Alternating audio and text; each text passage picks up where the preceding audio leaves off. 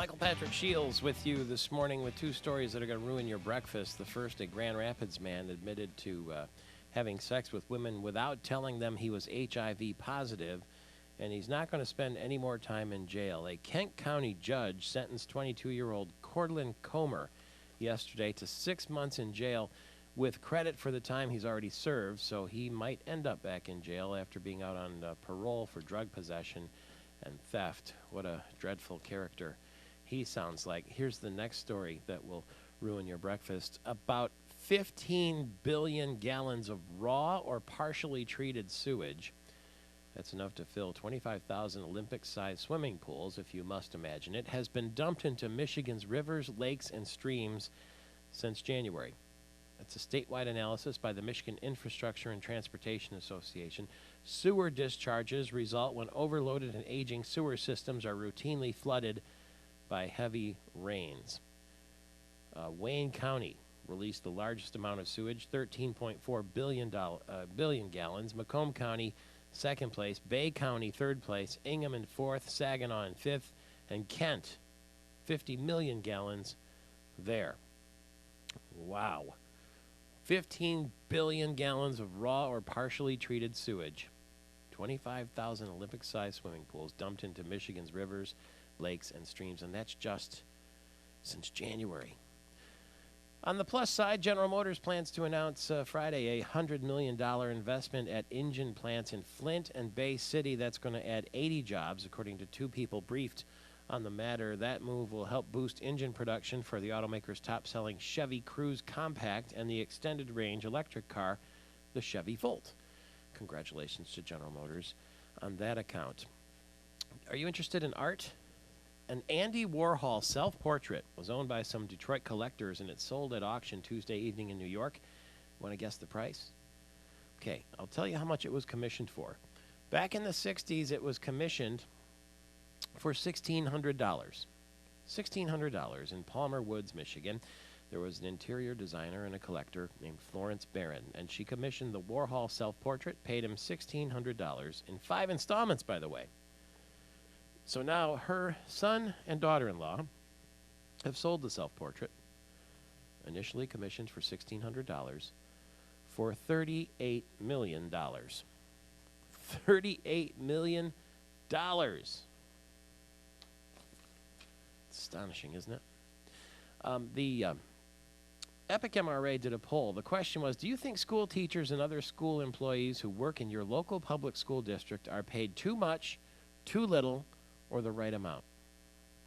Do you think school teachers are paid too much, too little, or the right amount? According to the poll results, 48% of the respondents said that school employees were paid the right amount in wages. 29% said they were paid too little, and 17% said they were paid too much. And when it came to benefits like health care and retirement packages, 39% of respondents said they were overcompensated. 13% said they were paid too little. So seems like people think that the teachers should kick in a little something more for their benefits, but that the amount that they're paid is absolutely fine. If you ask Epic MRA, which commissioned that poll, there's a huge backlog of property tax assessment appeals before the Michigan Tax Tribunal right now, and that means budget pains are far from over for lots of local governments, despite the growing signs of an economic recovery. 41,000 cases representing billions of dollars in challenged assessments are pending. Some of them date back years, and they could result in municipalities having to refund with interest millions in taxes that they've received, and in some cases, spent. So you got your property tax assessed, you didn't agree with it, you appealed, now you're in a line with 41,000 people trying to sort out if it's accurate or not. Big backlog. Senate Majority Leader Randy Richardville, I mentioned, appears today to have secured 17 yes votes on Governor Rick Snyder's proposed tax overhaul that's going to come to the floor Thursday, according to well-placed sources. And we'll talk with Governor Snyder a little bit later about that. Now, we talked about General Motors investing in the Flint and Saginaw area. They're planning to build the largest solar panel farm in southeast Michigan.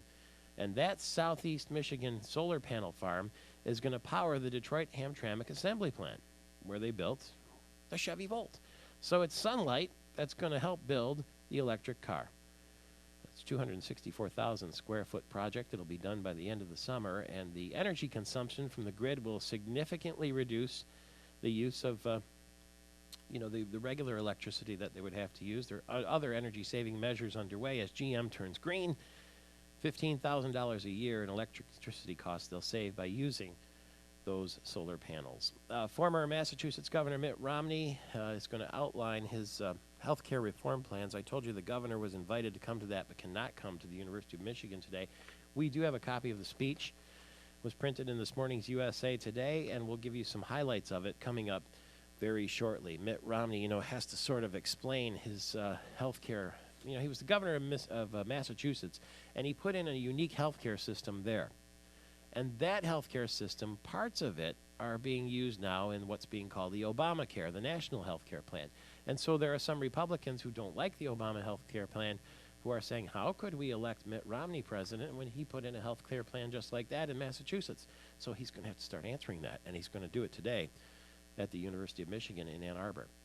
And remember, his father was the governor of Michigan, and he won the Michigan primary here last time around. So he's got a lot of popularity in this state.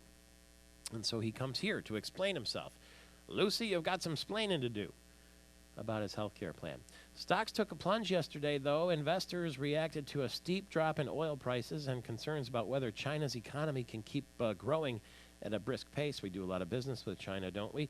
The Dow dropped 130 points. The S&P fell 15, and NASDAQ was down 27 points. We never let the birthday of a beautiful woman pass without taking note. Jamie Luner. Remember her from All My Children and Melrose Place? She's turning 40. Happy birthday, darling, to you. So the question is, do you believe Osama bin Laden is dead? 888-900-9966. Is Osama bin Laden dead? Well, a poll says 81% believe he's dead, but still 1 in 5 think he might be alive. 11% have doubts he's dead. 8% are not sure and doubtful that the Obama administration is telling the truth when they say that Osama bin Laden is dead. 888-900-9966. The doubters tend to be Republicans, tend to be those born between 1964 and 1978. They tend to live in rural areas. They do not have a passport, and they're weekly Walmart shoppers. What does that say about the people who don't think Osama bin Laden is dead? The members of Congress, including Mike Rogers, have the ability to view the Osama bin Laden photos, and we'll ask him what they look like the next time we talk to him.